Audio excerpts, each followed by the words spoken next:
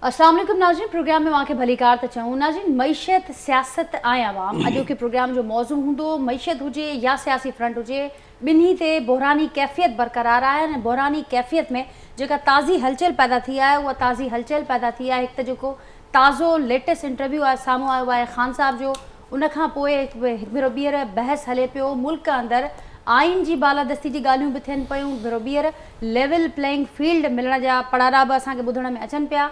ऐं उन खां सवाइ जेकॾहिं मुआशी फ्रंट ते असां नज़र विझूं था त उते ताज़ो ई जेको मुआहिदो IMF सां जंहिंजे लाइ ॻाल्हियूं हलंदड़ आहिनि, जेतोणीकि अञा ताईं उहो मरहलो मुकमल न थियो आहे, पर हुनजा जेके असर आहिनि उहे ज़रूरु ज़ाहिर थियणु शुरू थिया आहिनि। शर्तुनि ते बि अमल थियणु शुरू थियो आहे। पाकिस्तान कुझु शयुनि ते रास्तो बि ॾेई चुको आहे, कुझु शयुनि ते अञा मामलानि ते ॻाल्हियूं हलंदड़ आहिनि। बहरहाल जेके असर साम्हूं अचनि पिया, जेके ॼाणाए पियो वञे त 170 अरब रुपयनि खां वधीक जा टैक्सिस आहिनि, उनजी मंज़ूरी ॾिनी वई आहे ऐं मिनी बजट जल्द ऑर्डिनेंस ज़रिए आंदो वेंदो। त उनजा कहिड़ा हिकु आम माण्हूअ ते जेतोणीकि इहा हुकूमत ॼाणाए पई बार बार त असीं घटि खां घटि कोशिशि कंदासीं त हिन जा असर हिकु आम माण्हू ते अचनि, पर आम माण्हू अॻी उनजे असरनि खे मुंहुं बि ॾिए पियो इन उमेद ते त शायदि हीअ ॾुखिया जेके वक़्तु आहे, जेको पीरियड आहे, शायदि कुझु वक़्त जे लाइ आहे, आर्ज़ी आहे, पर हाणे जेका सूरत हाल आहे इहो केतिरो वधीक वक़्तु वठंदो ऐं अवाम खे वधीक केतिरो बर्दाश्त करिणो पवंदो, छा हुन में सघब आहे।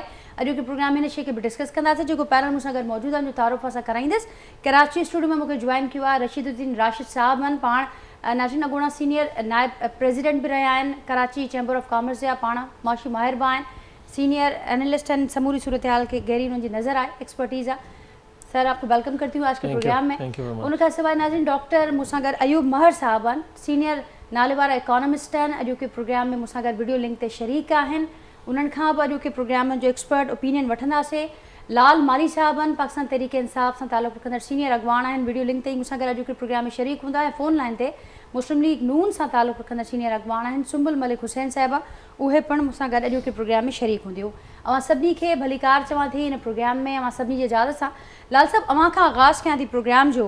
मूं ज़िक्र कयो त ज़ाहिर आहे बहरानी कैफ़ियत असीं सभु उनजो शिकार बि आहियूं, सफ़र बि कयूं पिया ऐं ॾिसूं बि पिया त बदस्तूर उहो कहिड़ो बि फ्रंट हुजे उन ते हीअ कैफ़ियत बरक़रार आहे ऐं दावाऊं बि साम्हूं अचनि पियूं ॿिन्ही पासनि ॾांहुं, हुक्मरान खां बि ऑपोज़िशन खां बि, त असीं पंहिंजो पंहिंजो कॉन्ट्रीब्यूशन करणु चाहियूं था हिन सूरत हाल खे बहितर करण में, पर ग्राउंड ते जेका सूरत हाल आहे उहा तमामु घणी मुख़्तलिफ़ आहे। हाणे जेका ताज़ी हलचल पैदा थी आहे, ख़ान साहब जो जेको ताज़ो इंटरव्यू साम्हूं आयो आहे ऐं अॼु जेको बयान स्पीच जेका ख़िताब साम्हूं आयो आहे, उनखां पोइ तमामु घणो बहस हले पियो त जेको गुज़िरियल साल दौरान थींदो रहियो, समूरो साल उहा शइ थी, भेरो ॿीहर हिकु नओं यूटर्न साम्हूं अचे पियो ऐं हाणे उहो यूटर्न साम्हूं अचे पियो, उनखे वठी करे बि जस्टिफिकेशन्स ॿिया मामला साम्हूं अचनि पिया, पर हिन पोएं हिकु साल खे वठी करे जेको कुझु दुनिया खे कन्वे थियो, जेको कुझु हिते पाकिस्तान में उनजा असर आया, उनजो अज़ालो कीअं थींदो, उनजी ज़िम्मेवारी केरु खणंदो, छा चवंदो हिन मामले ते लाल साहब? महिरबानी नाजिया, तव्हां पंहिंजे प्रोग्राम में मूंखे मदद कयो आहे। जेको ख़ान साहब कल्ह ॻाल्हि कई आहे या अॼु जो हवालो ॾेई तव्हां ॻाल्हि करे रहिया आहियो, इन में पाकिस्तान तहरीक इंसाफ़ जो मौक़ुफ़ का इन में घणी तब्दीली न आहे। पाकिस्तान तहरीक जो मौक़ुफ़ इन साइफ़र जे हवाले सां हुयो त पाकिस्तान में उहो साइफ़र आयो ऐं उन ते न सिर्फ़ु पाकिस्तान तहरीक इंसाफ़ पर नेशनल सिक्योरिटी कमेटी जी मीटिंग थी, जंहिंमें पाक फ़ौज ऐं पाक अफ़वाज जा टेई जेके हेड्स आहिनि उहे बि मौजूदु हुया ऐं उन्हनि जे रूबरू इहा ॻाल्हि ॿोल थी जेका मीडिया में बि कन्वी थी ऐं उन ते उन जी मज़म्मत बि कई वई ऐं उनखे अमेरिकी जेको सफ़ीर आहे उनखे घुराए उनखे डिमार्च बि कयो वियो।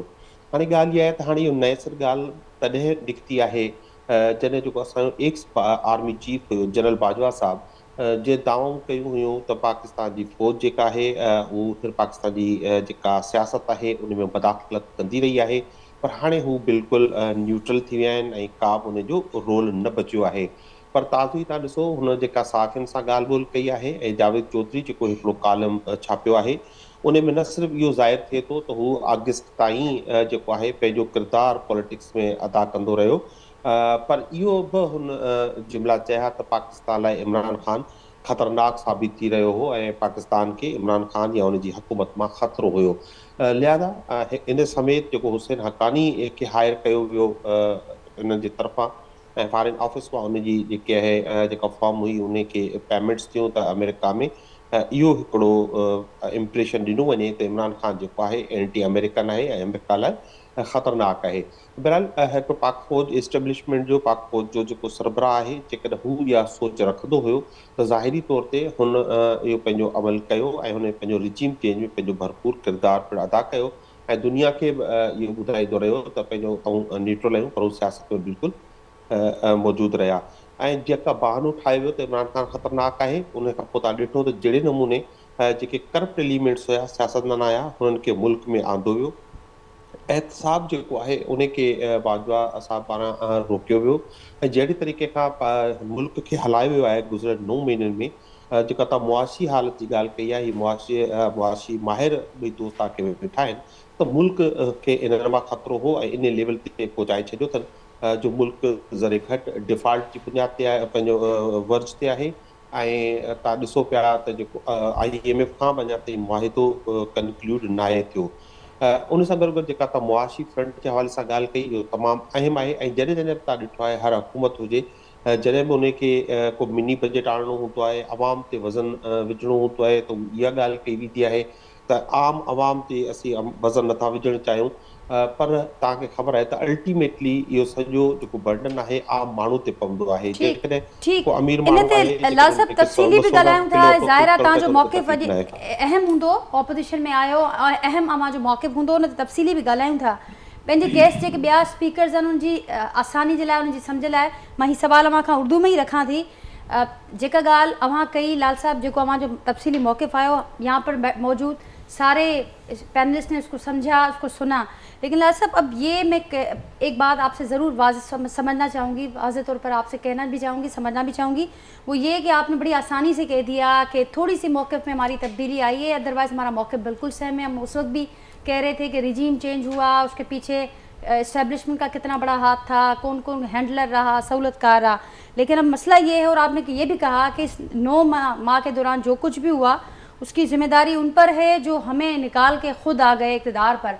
लेकिन अब ये सारी कौम आपसे समझना भी चाहती है, सुनना भी चाहती है कि यहाँ तक तो बड़ा आसान था आपके लिए कहना, लेकिन अब मैं आपको अगर पॉइंट टू पॉइंट बताऊँ, कल के इंटरव्यू में जो कुछ बातें की गई, पहले ये कहा गया था कि वो साजिश यहाँ से शुरू हुई थी, वहाँ से शुरू हुई थी अमेरिका से। अब ये कहा जा रहा है कि वो साजिश वहाँ से इम्पोर्ट नहीं बल्कि यहाँ से एक्सपोर्ट हुई। पहले ये कहा गया कि हम एब्सोल्युटली नॉट, और हम किसी के गुलाम नहीं हैं, हमने रूस को दोहराया, रूस जो बना वो वजह बना मेन इस साजिश का, इस रिजीम चेंज का। अब ये कहा जा रहा है कि जो हमारे अब के वज़ीर आज़म शहबाज शरीफ साहब, वो बड़े फेवरेट थे बाजवा साहब के, इसलिए ये सारा मामला हुआ। पहले कुछ और कहा गया। तो अब ये एक के बाद एक जो सारे पॉइंट्स, मेरे पास तो सारे मिसालें, लेकिन वो टाइम कम पड़ जाएगा। लेकिन अब ये इतना आप समझते कि कितना कहना जस्टिफाइड होगा कि ये हमने थोड़ी सी मौक़िफ़ में तब्दीली है, बाकी और कुछ फ़र्क नहीं आया। इस पूरे 9 महीने के दौरान जो सियासी तौर पर, मुआशी तौर पर, समाजी लिहाज से हम कमज़ोर हुए, दुनिया को एक मैसेज गया, ये तकसीम जो हुई, उसकी ज़िम्मेदारी कौन लेगा? अजय, देखिए, मैं नहीं समझता कि हमारे मौक़िफ़ पे कोई तब्दीली है। अब अगर आप कह रही है कि हमने कोई तब्दीली है, मैं कह रहा हूँ कि जो साइफ़र का इशू था, हम उसमें आज भी स्टैंड करते हैं। साइफ़र का एक इशू था, एक साइफ़र पाकिस्तान को मिला, उसमें धमकी आवेज़ ज़बान इस्तेमाल की गई थी। ये हम नहीं कह रहे, ये पाकिस्तान की नेशनल सिक्योरिटी कमेटी बैठी, उसने उस पर डेलिब्रेट किया, उस पर बातचीत की और उन्होंने एक डिमांड जो है वो US को दिया, उसके एम्बेसडर को कॉल भी किया और उस पर एहतजाज भी किया। तो हम उस मौक़िफ़ से बिल्कुल नहीं हटे हैं और हम उसको वेलकम करते हैं कि आज भी अगर उसकी तहकीकात हो। लेकिन वक्त के साथ साथ ये हमेशा होता है कि और इंकशाफ भी होते हैं, और जो रिसेंट इंकशाफात आए हैं जो जनरल बाजवा की तरफ से किए गए हैं, जिन्होंने ये दावा किया था कि हम न्यूट्रल हो गए हैं, लेकिन अब वो दावा कर रहे हैं कि मैं आखिर तक, जो जावेद चौधरी को जो इंटरव्यू दिया कि मैं अगस्त तक जो मुलाकातें करता रहा और ये कहता रहा कि आप शहबाज शरीफ से बैठ जाए, उसका मकसद यही था कि आप उनसे पैचअप कर ले या उससे कंप्रोमाइज कर ले या उनको एनआरओ दे दे, जो इमरान खान ने उससे इनकार किया। सो लिहाजा नए इंकशाफात में उन्होंने कहा, बाजवा साहब ने कहा है कि इमरान खान या PTI की गवर्नमेंट जो है पाकिस्तान के लिए जो है वो ख़तरनाक साबित हो रही थी। उन्होंने इंडिकेट किया कि उन्होंने इस हुकूमत को हटाने में अपना किरदार अदा किया। एट द सेम टाइम उन्होंने ये भी इंप्रेशन देने की कोशिश की है कि इकोनॉमिस्ट भी वो थे, फॉरेन अफेयर्स भी वो देख रहे थे, पाकिस्तान की सालमियत को भी वो देख रहे थे, तो सारे उमूर पे जो है उनका असर रसूख था, और जो हमें वो खतरनाक कह रहे थे, और उसके बाद उन्होंने जो कुछ किया और जिनको वो हुकूमत में ले आए, जो आज तक मौजूद है खतरनाक, तो वो पाकिस्तान की मुआशी सियासी हालात के लिए तो वो हुए बिलाल हैं। साहब वो अलग क्यों नहीं हो गए उस वक्त इक़्तिदार से? वो क्यों इस्तीफा देकर बाहर नहीं निकल आए? वो ये कहते रहे कि वो हुक्म उनका किसी और का चलता था, पॉलिसियां बाजवा साहब की चलती थी, गालियां उनको पड़ती थी, वो पंचिंग बैग थे, वो सुपर किंग थे। तो क्या मजबूरी क्या थी? वो क्यों इक़्तिदार से पर फिर भी बराजमान रहे? अच्छा, मैं अलग क्यों नहीं हो गए? मैं अलग क्यों नहीं हो अच्छा गए? मैं एक चीज बता रहा हूँ।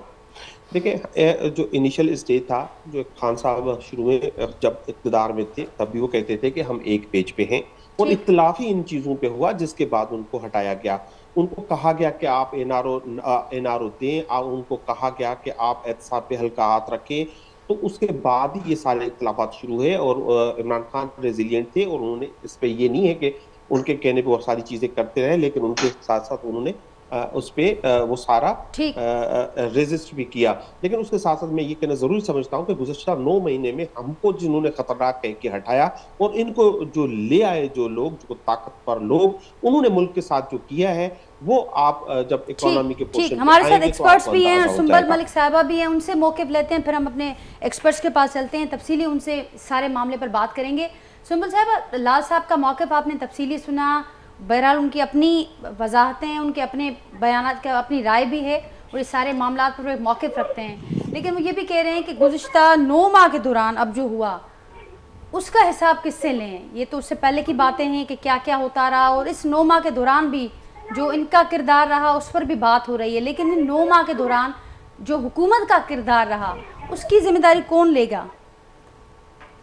बिस्मिल्लाहिर्रहमानिर्रहीम, बहुत शुक्रिया आपका कि आपने मुझे अपने प्रोग्राम में इनवाइट किया। और जो आजकल हालात चल रहे हैं पाकिस्तान की, और जो मुश्किल के हालात हैं, और जो आजकल पाकिस्तानी अवाम जो परेशान है महंगाई की वजह से, हमें भी इस बात का एहसास है। उसको जो है ना अपने अच्छा एक प्रोग्राम, अपनी अच्छी डिबेट रखी है। जहाँ तक लाल साहब के मौक़िफ़ की बात है, कुछ उनकी बातें मुझे समझ में आई हैं, कुछ नहीं आई, क्योंकि आवाज़ बड़ी आहिस्ता आ रही थी, जहाँ तक मुझे समझ आई है। और ये हिसाब की आप बात कर रही हैं, तो ये तो जब से आए हैं ये हिसाब ही मांग रहे हैं। ये जब इनको इक़्तिदार मिला, पीटीआई की गवर्नमेंट को, इमरान खान साहब को जब लाया गया, जब इनको इक़्तिदार मिला, जब से ये इक़्तिदार में आया है, तब से इन्होंने नवाज शरीफ साहब से जो है ना, इनका जो जब से इक़्तिदार में, तब से 40 साल हिसाब इन्होंने मांगा कि 40 साल हिसाब दें। और खुद ही आप साथ और ये जो इनकी गवर्नमेंट गई है, 3.5 साल का ये हिसाब नहीं दे सके। हम लोगों ने तो सारे हिसाब दिए हैं, A to Z हिसाब दिए हैं। जैसे जैसे नैब के मुकदमात बनाए गए, जैसे जैसे हमारी लीडरशिप को अंदर रखा गया, जो जो भी उनसे कहा गया, जो करप्शन के इल्जामात लगाए, हमने तो पूरे हिसाब दिए हैं, एक एक पाई का हिसाब दिया। और अल्हम्दुलिल्लाह अल्लाह ताला के फजलो करम से पाकिस्तान की अदालतों से भी और इंटरनेशनल अदालतों से भी हम जिम्मेदार बरी हुए हैं, जो जो इल्जामात हम पे लगाए गए। और रही ये बात कि आप कह रहे हैं कि ये इक़्तिदार से इनको निकाला गया, अगर इक़्तिदार में भी थे तो पाकिस्तान के क्या हालात थे आप ये बताएं। क्या इक़्तिदार में रह के इन्होंने पेट्रोल की कीमत नहीं बढ़ाई थी? क्या इक़्तिदार में रह के इन्होंने आटे की कीमत नहीं बढ़ाई थी? क्या ये जब इक़्तिदार में आए थे, जब आटा 35 रुपए किलो था, तो इन्होंने उस आटे को 65 रुपए किलो कर दिया। चीनी जो थी 55 रुपए किलो थी, इन्होंने 100 से भी उसको अबव कर दिया। जो घी का पैकेट मियां साहब के दौर में 150 का मिलता था, तो ये जब इक़्तिदार में आए, इन लोगों ने आते घी की भी जो प्राइस है वो कहाँ से कहाँ लेके चले गए। ये अपनी बातें भूल गए हैं कि हम लोग, हमारा दौर, इनके दौर में दूध और जो शहद की जो नहरें बहती थी, जिसको आती हम लोगों ने बंद कर दिया है। ये जो हम पे इल्जाम लगा रहे हैं, तो ये जो बहती हुई नहरें छोड़ के गए थे, तो ये बताए ना कि हमने उनको कौन सा जो है ना वो फुल स्टॉप लगा दिया। जी, उसके लिए सुंबल मलिक साहब हमारे साथ एक्सपर्ट्स हैं, और आपने बिल्कुल वजह फरमाया। कोई भी भूले, लेकिन आवाम को बिल्कुल याद है कि कौन क्या कहकर गया और कौन क्या कहकर आया। ये आवाम की मेमोरीज में तो बिल्कुल ये बात बिल्कुल ताज़ा है। रशीदुद्दीन साहब, आप क्या कहेंगे? आपने सुना तफसीली मौक़िफ़ हुकूमत का भी, ऑपोजिशन का भी। मैं आपको सॉरी, मैं प्लीज आप मेरी बात कंप्लीट होने नहीं दीजिए। मैं आपको ये कहना चाहूंगी कि चले मान लेते हैं जी कि इनको हुकूमत से हटाया गया और चेंज की गई हुकूमत, और ये जब गवर्नमेंट आई है, ये 9 माह से जब पीटीएम की गवर्नमेंट आई है, उसके बाद मैशियत के हालात इनके सामने, अवाम के हालात इनके सामने, इन्होंने उन मसाइल में से निकालने के लिए गवर्नमेंट के साथ कौन सा बैठ के जो है ना वो मिसाल मैशियत पे बात की है? ये तो बस जब से इलेक्शन का रोना रो रहे हैं, इनको अपने इलेक्शन की फिक्र है। इनको जो है ना कि बस इलेक्शन हो जाए, इनको पाकिस्तान के हालात के अवाम की कोई फिक्र नहीं है, इनको मईशत की कोई परवाह नहीं है, कोई भी इनकी एक बस ये जी महंगाई कर दी जी, IMF के साथ मुआहदे कर दिए जी, ये टैक्सेस ज्यादा लगा दिए जी, ये इनका किया धरा है जो हम लोग ये आप नहीं समझते सुंदर साहबा, ये हुकूमत का काम है। अगर हुकूमत में रहते हुए भी आपको इनकी सपोर्ट चाहिए या इनकी पॉलिसीज चाहिए, तो फिर हुकूमत में आप लोगों को रहने का क्या फायदा? नहीं देखिए, अगर ये IMF का जो मुआहिदा किया था उसको सबूताज ना करके जाते तो आज ही हम लोगों को दिन ना देखने पड़ते। वो भी रिकॉर्ड सारा मौजूद है कि जब IMF का जो मुआहिदा किया था उसका इन्होंने क्या हालात किया, इनको नजर आया कि अब हम इक़्तिदार में नहीं रहने वाले, और जाते जाते ये जो 50 रुपए लीवी का जो IMF के साथ मुआहिदा करके गए थे, और जाते जाते पेट्रोल की जो 10-15 रुपए कीमत कम करके ये जो पाकिस्तान को खाई में गिरा के गए हैं, ये इन्हीं का जो है ना, वो हम लोग पाकिस्तान के अवाम जो PDM की गवर्नमेंट है ना, इन्हीं के जो कांटे हैं ना वो अब उठाने की कोशिश। ठीक सुंबल साहब, इसी बात को आगे बढ़ाते हैं। रशीद साहब, क्या कहेंगे आप, जो खाई में गिरा कर गए हैं और ये लोग कह रहे हैं कि हमने खाई से निकलने का इंतजाम किया है, क्या कहेंगे आप सारी सूरत हाल? देखें, यही इस मुल्क का सबसे बड़ा अलमिया है कि पॉलिटिकल पार्टीज़ और गवर्नमेंट सिवाय एक दूसरे पर इल्ज़ाम लगाने के कुछ नहीं करती। ये सब सियासी इल्ज़ामात हैं, कोई कहीं यू टर्न ले रहा है, कोई कहीं ले रहा है। हम तो सिर्फ इकनॉमी पे फोकस करेंगे। कोई सीरियस एफर्ट ना तो पिछली गवर्नमेंट ने की कि इस मुल्क की इकनॉमी के जो कोर इश्यूज़ हैं उनको हल करे। हमारी इकनॉमी के कोर इश्यूज़ क्या हैं? हमारी इकनॉमी के कोर इशू हैं, सबसे पहला तो हमारा करंट अकाउंट डेफिसिट है कि हम इंपोर्ट ज़्यादा करते हैं, एक्सपोर्ट कम करते हैं। ये करंट अकाउंट डेफिसिट हमारा बढ़ता चला जा रहा है। दूसरा कोर इशू है हमारी इनएफिशिएंसी ऑफ गवर्नमेंट इंटरप्राइजेज़, जिसमें पाकिस्तान स्टील, FIA वगैरह आती है। तीसरा हमारा है सर्कुलर डेट, जो हमारा पावर सेक्टर का है। वेरी अनफॉर्चुनेटली, मैं सियासत पे नहीं जाऊंगा क्योंकि सियासत तो हम देख रहे हैं क्या हो रही है, लेकिन दोनों गवर्नमेंट ने कुछ नहीं किया। अब आ जाइए मौजूदा गवर्नमेंट के ऊपर। मौजूदा गवर्नमेंट मुझे पहले दिन से सीरियस नहीं नज़र आई कि वो इन कोर इशूज़ को एड्रेस करने की कोशिश करती। मिफ्ता इस्माइल साहब एक डायरेक्शन पे चल रहे थे और हम कम से कम जो बिज़नेस कम्युनिटी वाले हैं, हम उनके पॉइंट ऑफ व्यू को सपोर्ट कर रहे थे। हम समझते थे कि वो थोड़ी सही डायरेक्शन में जा रहे हैं, उनको हटा दिया गया। डार साहब ने ये जो अब मोहतरमा ने फरमाया कि जनाब इमरान खान ने, या जैसे कहा जा रहा है शौकत तरीन ने जो है IMF के साथ जो डील थी वो ख़राब की। डार साहब ने आके IMF को उल्टी सीधी बातें की थी, उन्होंने आंखें दिखाई थी, उन्होंने कहा था IMF के बगैर हम चलेंगे। तो इस किस्म का स्टेटमेंट देके उन्होंने बहुत बड़ा गैप क्रिएट किया और उनकी इस डॉलर को एक मखसूस रेट पर रखने की वजह से मार्केट में जितना बड़ा गैप आया सबके सामने, और उसकी वजह से अब जो हमारी इंपोर्ट्स हैं वो आने वाले 6 महीने तक मुतासर होंगी। अब जब गवर्नमेंट IMF से मुज़ाकरात कर रही है तो या तो एकदम आंखें दिखा दी थी कि जी हम कुछ नहीं करेंगे, या अब टोटल सरेंडर है। टोटल सरेंडर इस हवाले से मैं करूँगा कि देखिए IMF आपको टारगेट देती है कि आपको अगर इतने डॉलर्स चाहिए, 1 बिलियन चाहिए, 2 बिलियन चाहिए, तो आप अपनी अर्निंग बढ़ाएं। फिर जब वो फिर अपनी सजेशन देते हैं, अब आपको ये चाहिए कि आप वो चीज़ें एक्सेप्ट करें या वो प्लानिंग दें जिससे आम आदमी पर ज़्यादा असर ना पड़े। देखिए IMF से पैसे लेना इस वक्त ज़रूरत है, इससे कोई इनकार नहीं है, लेकिन ये आप बताएंगे, हमारी गवर्नमेंट बताएगी कि इस डिफरेंस को या जो हमने फर्दर रेवेन्यू जनरेट करना है वो हमारे पास क्या क्या वसाइल हैं। इस पर वर्किंग पूरी हमारी जो फाइनेंस डिपार्टमेंट उसकी ज़ीरो है। हमेशा 2-3 फिगर्स ले ली जाती हैं, पेट्रोलियम प्रोडक्ट्स, बिजली, और तीसरे नंबर पे टैक्स। 1% इन्होंने अभी GST बढ़ाने की बात हो रही है। देखिए 1% GST बढ़ाने से आम आदमी पर बहुत असर पड़ेगा, इसलिए कि जो हमारा इन्फ्लुएंशियल क्लास है उसके लिए किसी भी चीज़ को ख़रीद के 1% अगर वो 5 लाख रुपए की परचेज़ करता है तो उसके लिए 1% का इतना फ़र्क नहीं पड़ेगा, लेकिन जो गरीब और सैलरीड क्लास है उसको फ़र्क पड़ेगा। सबसे बड़ा जो इस वक्त इसमें जो गवर्नमेंट ने IMF की कंडीशनैलिटी को ओके कर दिया है, उसमें सबसे अफसोसनाक जो है वो जो पावर सेक्टर में इन्होंने जो एग्रीकल्चर सेक्टर की जो सब्सिडी थी वो ख़त्म की है, वो इस मुल्क की एग्रीकल्चर इकोनॉमी के लिए तबाह कुन है। और वो दूसरा, इन्होंने जो इलेक्ट्रिसिटी का टैरिफ जो हमारी लाइफलाइन कंज्यूमर्स हैं जो कि 300 यूनिट या उससे कम के हैं, उन पर इन्होंने तकरीबन 2.5 रुपए पर यूनिट का इम्पैक्ट डाला है। और जिस तरह मोहतरमा ने फरमाया कि इमरान खान ने ये बात गलत की थी कि पेट्रोल के रेट्स नहीं बढ़ाए थे, तो यही इनकी गवर्नमेंट ने आते इलेक्ट्रिसिटी के रेट नहीं बढ़ाए थे। और उस वक्त ये सवाल हमने भी उठाया था कि जनाब जब आप फ्यूल के प्राइसेस जा रही हैं तो आप इलेक्ट्रिसिटी के रेट क्यों नहीं बढ़ा रहे, और नहीं हम बढ़ा लेंगे। अब वो जो 6 महीने का इम्पैक्ट था वो अब ये 2.5 रुपये पर यूनिट का डाल रहे हैं, जो कि उस क्लास पर लग जाएगा जो कि लो अर्निंग क्लास है, जो कि लाइफलाइन पर चल रही है, जो 300 यूनिट चला रहे हैं। तो देखा जाए तो अब इसके ऑल्टरनेट्स गवर्नमेंट ने सोचने थे, अब भी वक्त है। देखिए हमारे पावर सेक्टर का जो सबसे बड़ा मसला है वो उनकी इनएफिशिएंसी है, उनके लाइन लॉसेस है। अगर वो अपने लाइन लॉसेस को कवर कर लें और कोई टारगेट बनाएं तो हम ये जो हमारा सर्कुलर डेट है वो कम हो सकता है, लेकिन इस तरफ कोई तवज्जो नहीं है, कोई प्लानिंग नहीं है। जो पावर डिस्ट्रीब्यूशन कंपनीज़ हैं, डिस्कोज़ हैं, अगर वो अपने लाइन लॉसेस कर रही हैं तो उनकी जिम्मेदारी है कि उसको एड्रेस करें। सालों से ही मसला चला रहा है, लाइन के थेफ्ट्स क्यों नहीं कम करते, ये हुकूमत की जिम्मेदारी। बाद में क्या करते हैं कि वो जो लाइन लॉसेस हैं वो फ्यूल एडजस्टमेंट में डाल देते हैं, कस्टमर से ले लेते हैं, और बाकी जो है वो हमारा सर्कुलर डेट में चला जाता है। गवर्नमेंट को चाहिए एक विल के साथ काम करे कि जनाब जिस डिस्कोस के लॉसेस हैं, लाइन लॉसेस, सिर्फ 5% अलाउ करे जो ट्रांसमिशन लॉसेस है, बाकी आप उनको क्यों पे करते हैं? मैं क्यों पे करूं? मैं पूरा बिल पे कर रहा हूं तो मुझ पर क्यों, आम कंज्यूमर पर क्यों? ये आपके लाइन लॉसेस है। ठीक है, अगर कहीं चोरी है बिजली की, आप काट दीजिए उस इलाके को, ना दीजिए वहाँ पर बिजली, but you should check them. लेकिन इन तमाम चीज़ों को करने के लिए एक स्टेबल गवर्नमेंट चाहिए।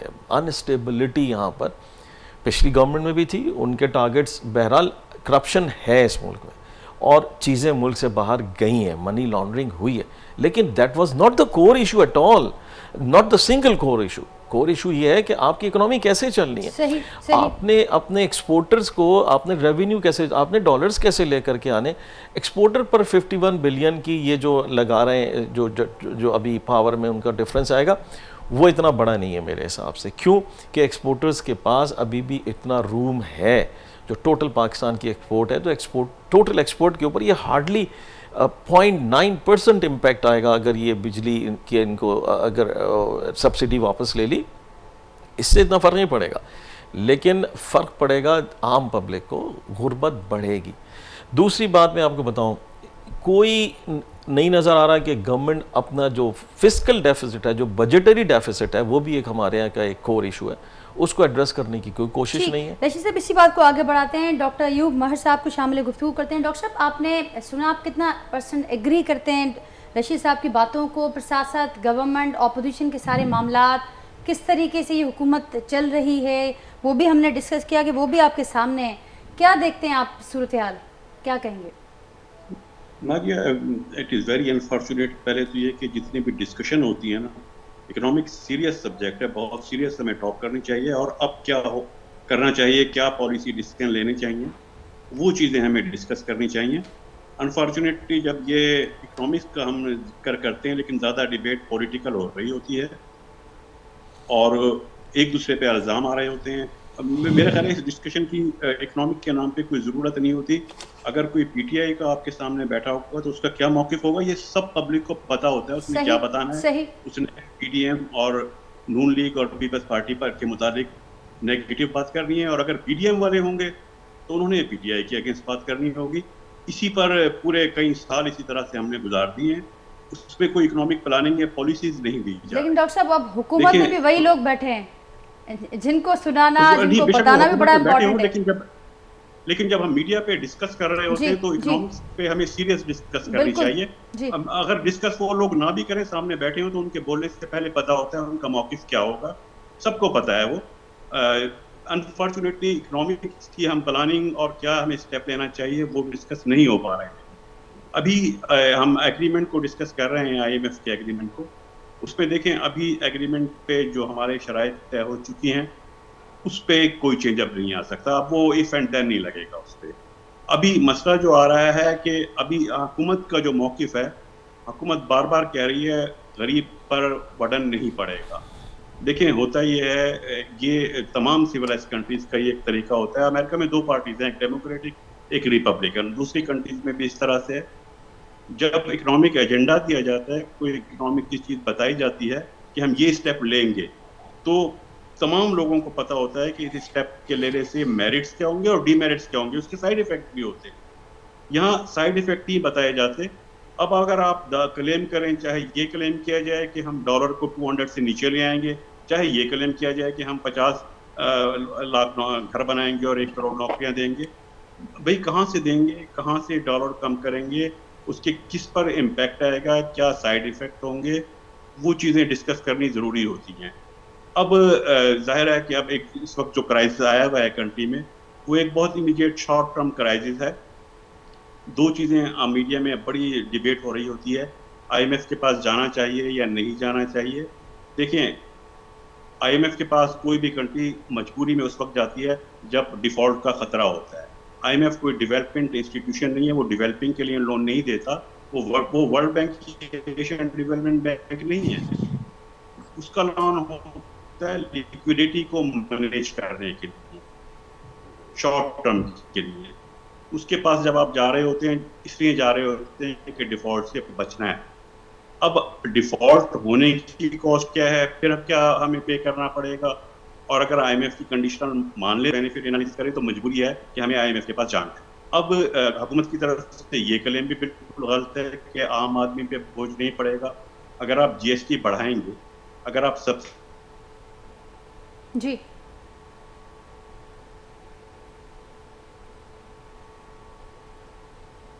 जी डॉक्टर साहब, मेरी आवाज आप तक पहुंच रही है? जी अब आ रही है आवाज जी जी, आपकी? प्लीज कंटिन्यू कीजिएगा। ज्यादा आ रही थी, अब आपकी आवाज आ रही है? जी कंटिन्यू जी, कीजिए। अब आपकी आवाज आ रही है।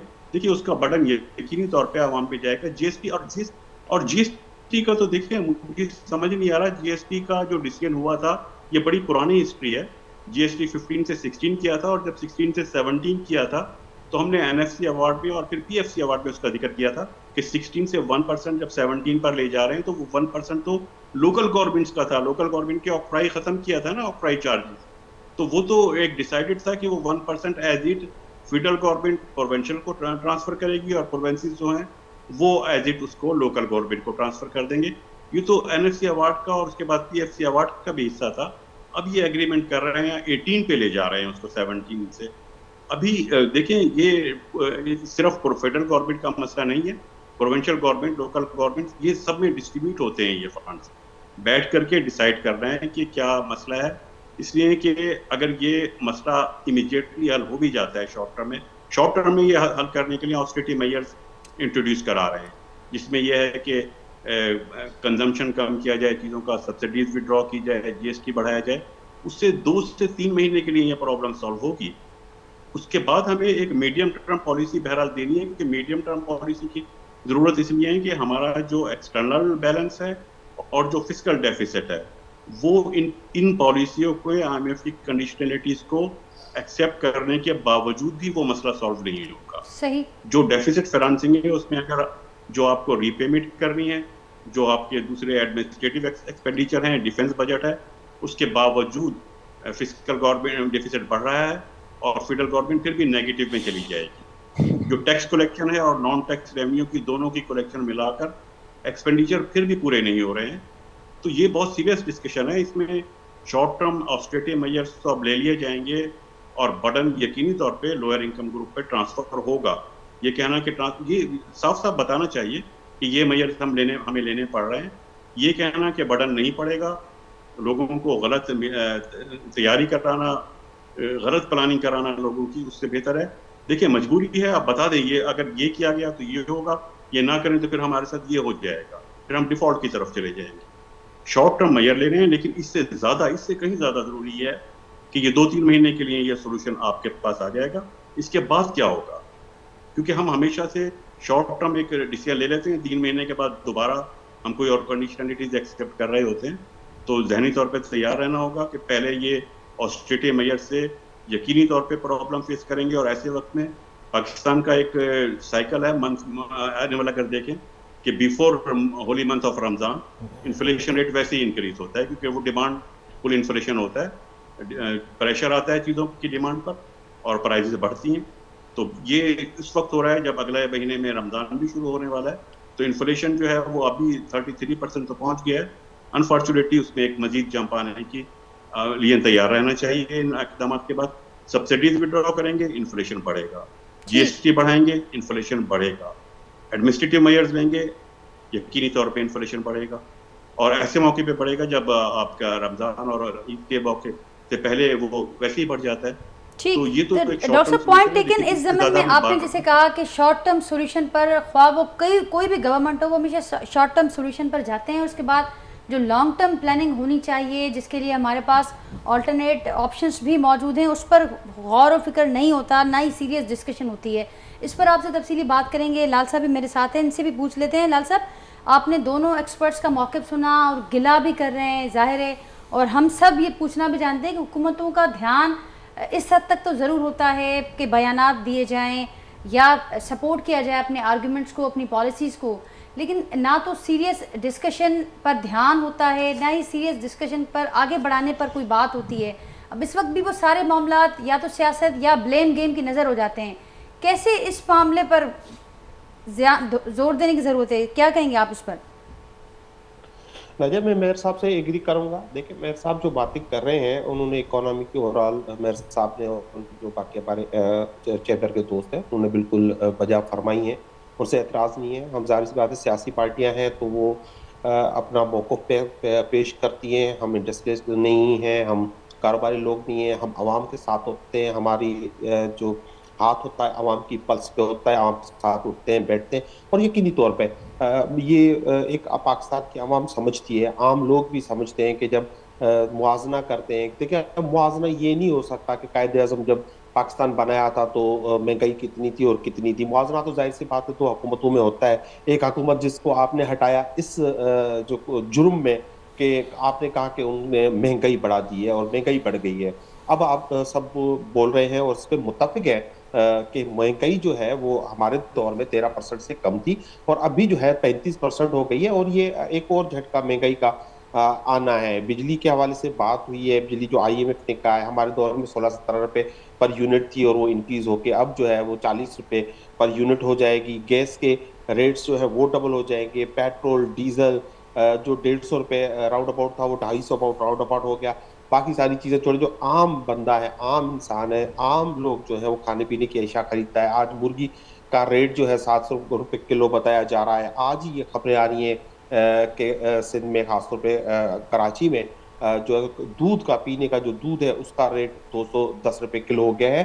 तो ये सारा ये 9 महीने हुआ है। 9 महीने हम पहले जाएं तो एक इकोनॉमी में स्टेबिलिटी थी। इससे मेन ये मेरी दावा नहीं है, ये दावा जो फाइनेंस मिनिस्ट्री के बुक्स है उनकी दावा है, उनके अकाउंट्स की दावा है कि इकोनॉमी स्टेबिलिटी की तरफ जा रही थी। 6% से इकोनॉमी ग्रोथ कर रही थी। $16 बिलियन से अब आपके जो है वो फॉरेन रिजर्व्स आपके पास मौजूद थे और आपके रेमिटेंसेस बढ़ गए थे, आपकी एक्सपोर्ट बढ़ रही थी।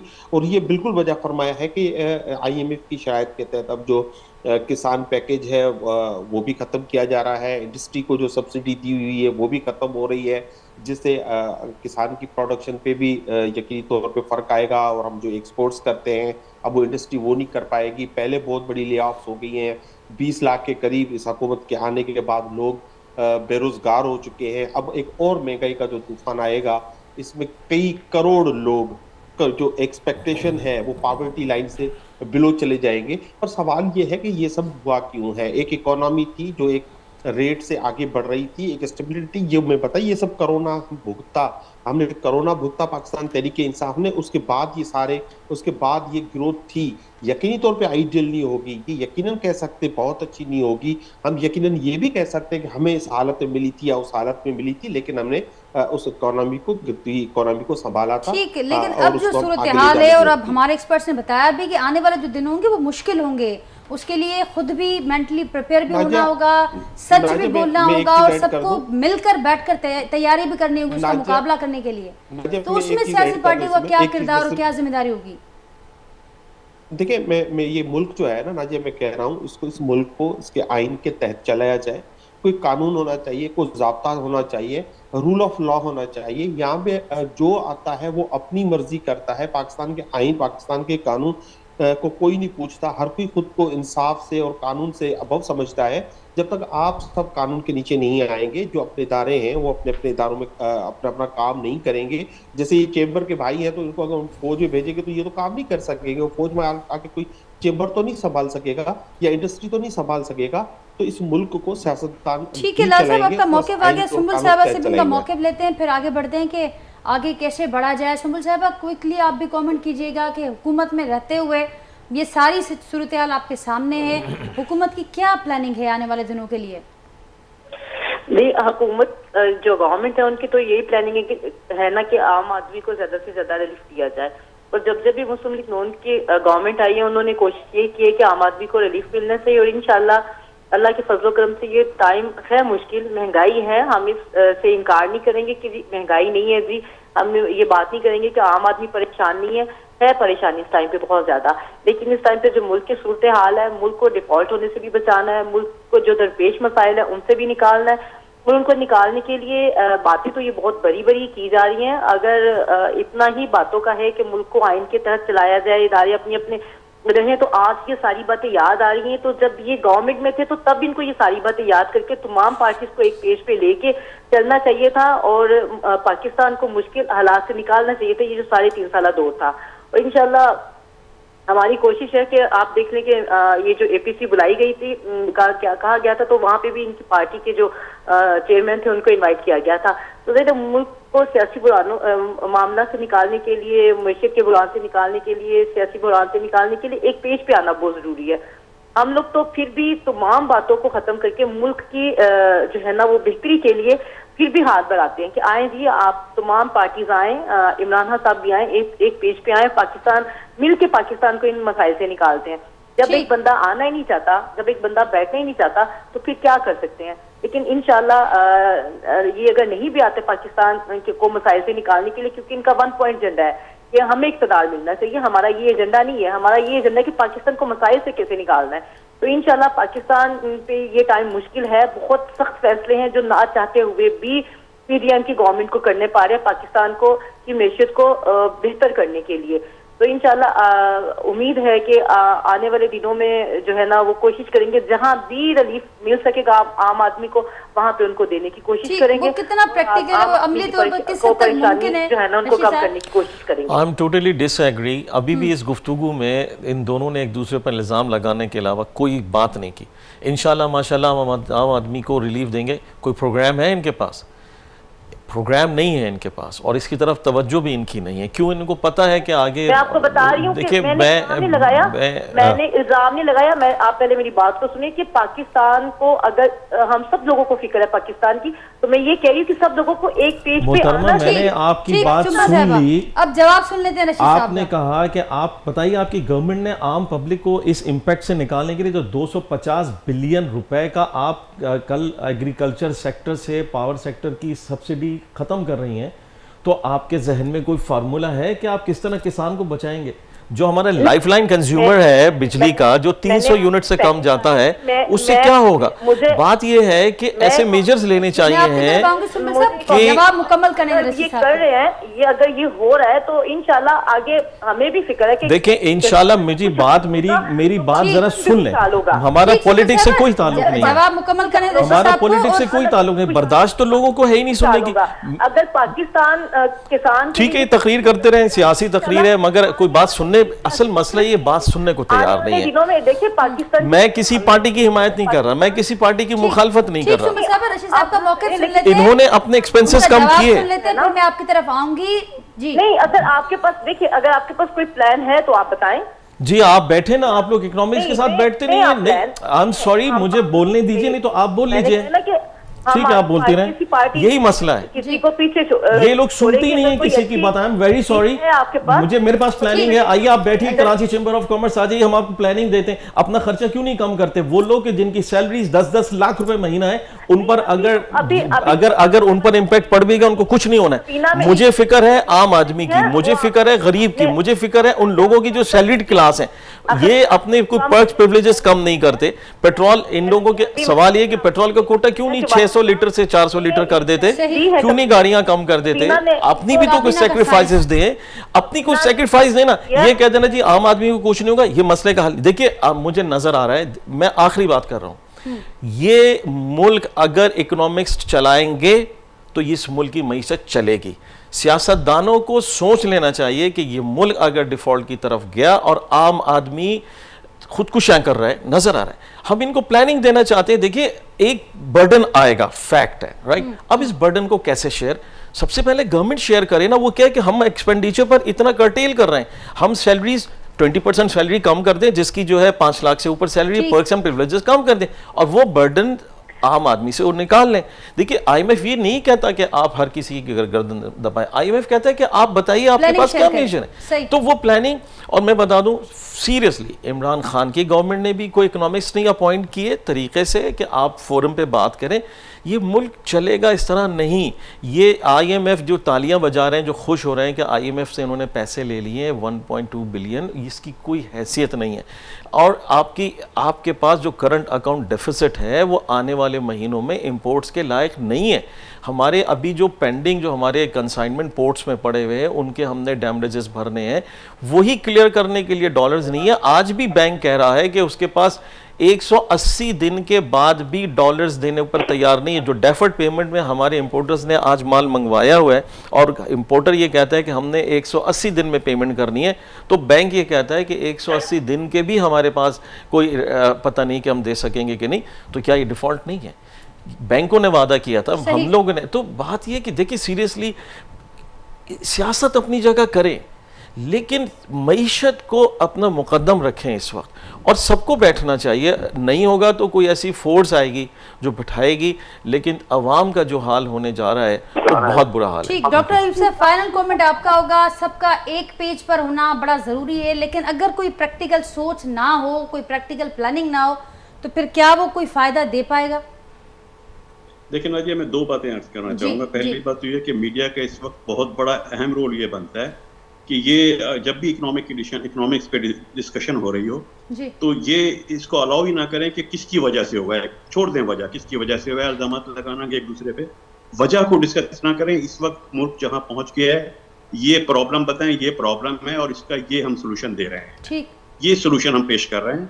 इस सोल्यूशन के साइड इफेक्ट ये होंगे कि इन लोगों को प्रॉब्लम होगी और फिर बाद में ये फायदे होंगे।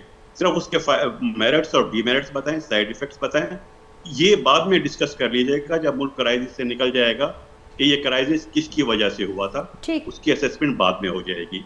दूसरे, जब ऑस्टेरिटी मेजर्स की तरफ जा रहे हैं, राशिद साहब ने बिल्कुल ठीक कहा है कि गवर्नमेंट को अपने भी एक्सपेंडिचर कर्टेल करना चाहिए।